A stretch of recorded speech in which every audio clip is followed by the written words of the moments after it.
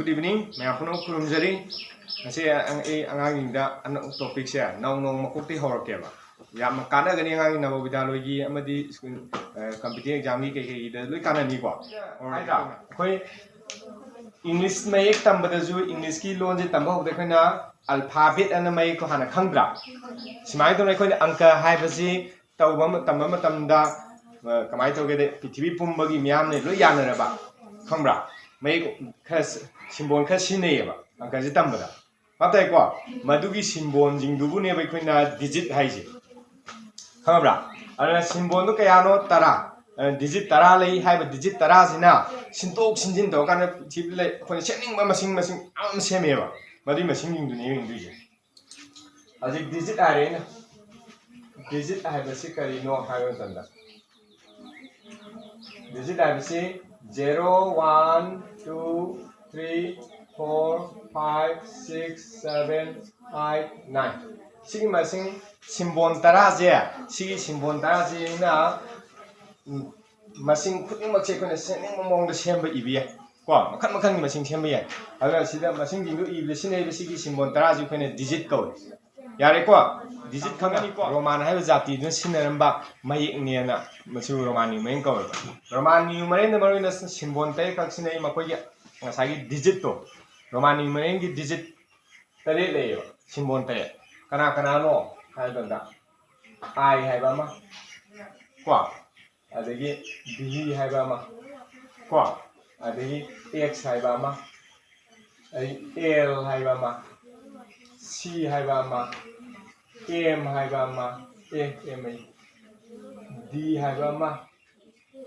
m hai ba ma 1 2 3 4 5 6 7 aikoi alphabet English alphabet may tudagi may kunto ki tari che akhone sinarame khangbra sigi alphabet may tari se sinar kana makoina makhal makha ke agi masing mayam irame adege roman numeral na akhone khang 7 symbol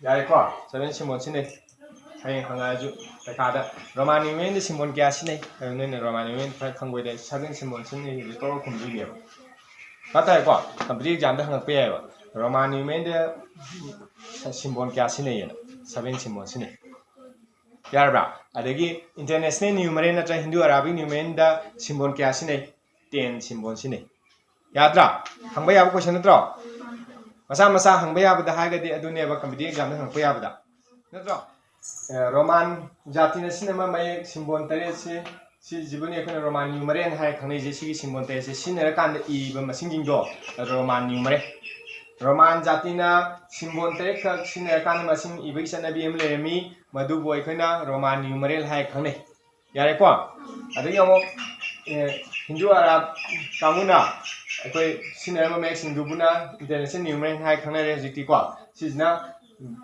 digit masing tara simbon tara sinai masi simbon tara ju kene digit hai khani se mamam jibu digit amamam ko yare ko sima hai company exam hang pe abda roman numeral simbon kya sinai 7 simbon ari international numeral da digit kya sinai na simbon kya sinai simbon tara si yare no cha 9 ni 10 ye mamang ni masing du kana no ha je predecessor malu kana no 9 10 ye successor kana no 11 adi Piram liba masing dugi predecessor puto kya hai di masing masa dudagi 1 minus tau gane khangbra patare ko ai successor puto kya piram liba masing duda 1 plus tau chala kanda magi successor do khangane apta bang mi ko ana masing amagi predecessor puto kya gana masing dudagi masa dudi 1 minus tau gani kayong no kawgun ko se competition hangak ba mutan da jo predecessor habje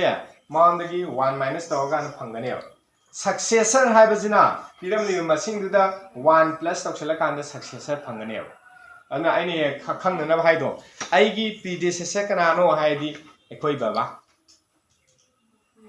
khange ko aigi predecessor kanano ekoi baba aigi successor kanano aigi isa khangabra aigi predecessor pre di mamang hydro pre di mamang hydro na ana aigi predecessor kanano ai baba aigi successor kanano ai isa नत्रा अदुना सुमाइन तौदना अखोइना 10 की predecessor हाइदि 10 की हेम ममांग लेम मसिंग अदुगा 10 की successor कनानो हाइदि 10 की हेम मतुंग लाको मसिंग अदुना मागी ममांग मसिंग पुतो क्या हाइगदि mound 1 minus तौगनी मतुंग मसिंग पुतो क्या हाइगना mound 1 plus तौसिंगनी Simi यारे को clear होइरा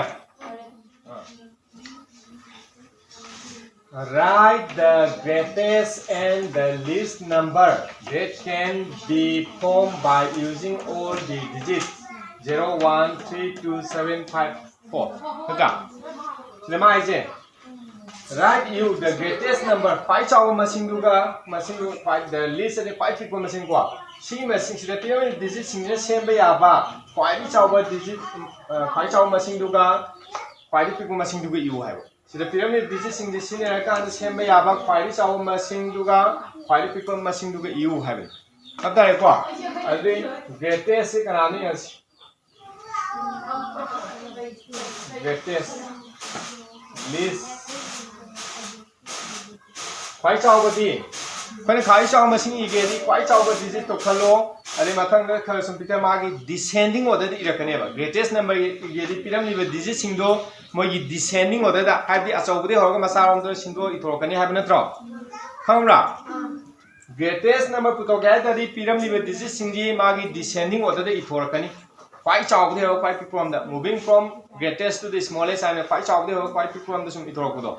Adu and my eager greatest and 5 chow digit 7, Matang 5, Matang 4, Matang 3, Matang 2, 1, 0. Nata, this is my command copy of that. Nata, see that digit to Nikama Colin, Siling Potter Matipo, Masini Warnina. Matang least Sabanina, least even the 5 people even than the D, ascending order the Iganeva. A pick with the Honga, so one losing a never. And see that this is 5 people with the zero, Nito, zero, let most Ibiati count of your room. Nata, and see the 100, but then the 0, 2, 3, 4, 5, 1 is 0, 2, 3, 4, 5, 7, 5, 0. Gotta go to there. Hangani.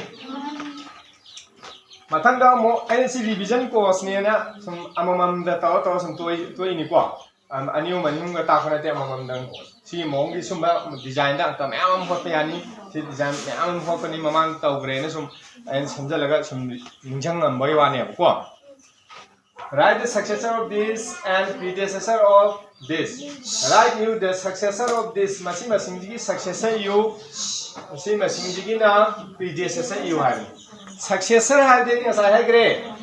Pyramid machine do gi heck matung the lack of machine have never successor. Predecessor have na pyramid machine do gi heck mamang the lack of machine. Nata, among the home machine nata. Sigi machine gi predecessor putoke hari pyramid machine do gi amagi successor putoke hari machine do the 1 plus toxin never. Machine amagi successor putoke di machine do the 1 plus toxelaga tarib porn do never. Natra, I'm a heck matang machine to 1 plus toxin to draw.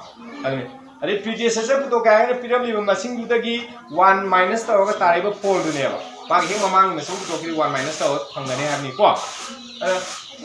Successor to successor of 99999.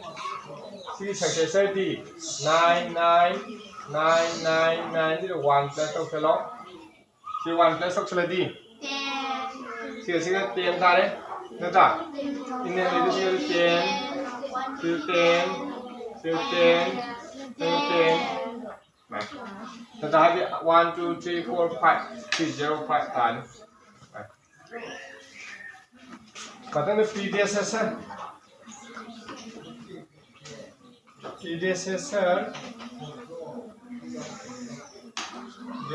of 999999. Sige, predecessor puto kaya di 99999 lagi 1 minus 7. Sige 1 minus 7 di sige 99999 1 so na kalau kaya siya. Nako 99999.